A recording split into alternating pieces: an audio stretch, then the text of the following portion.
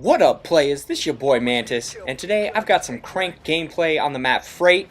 I'm rocking my MTAR, and I've got the perks Ready Up, Agility, Stalker, and Focus. And of course, you know I'm already rocking that Amplify perk, as you hear that guy running out. Amplify perk doing the work.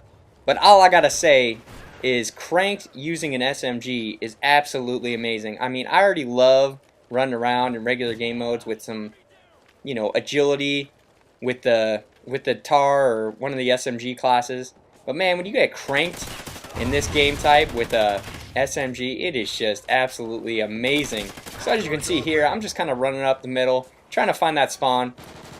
And it seems as though in Freight, it's actually one of the more common maps to actually have a flip or switch of the spawn.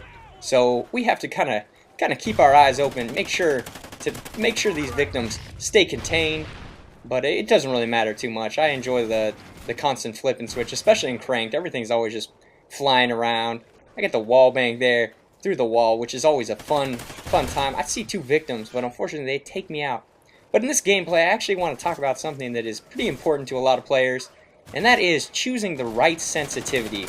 And if you are new to shooters in general, I would say it's probably the best bet to stay around anywhere from 1 to 5 if you're just starting out.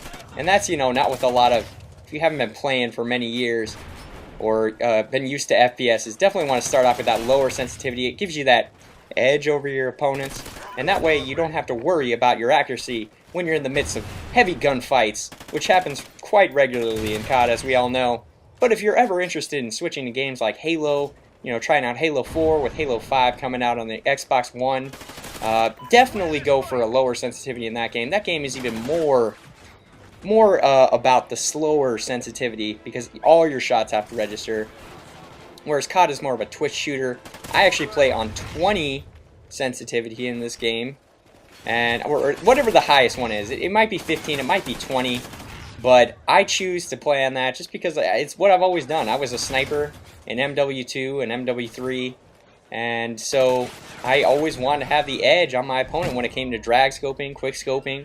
So I just carry that into my red gun playing, and I think it makes for some interesting and fast-paced gameplay to watch. Which, you know, we don't want to watch boring gameplay. Let's be honest. So I choose to bring it. Honestly, it feels like when you're rocking a red gun like this, it almost feels like you're quick scoping when you're on something such a high sensitivity.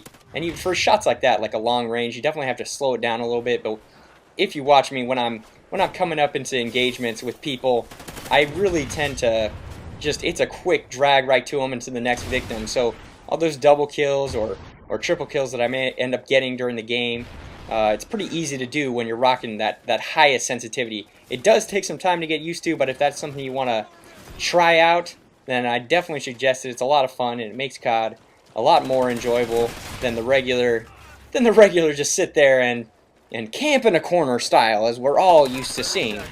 And I've had that plenty of times where a noob just is sitting there in the corner, and I'll still get the leg up on them because I have a higher sensitivity than them. So it gives you a leg up when you understand and fully get the gist of the high sensitivity train. So that's all I really got to say in this gameplay. I go 27-4.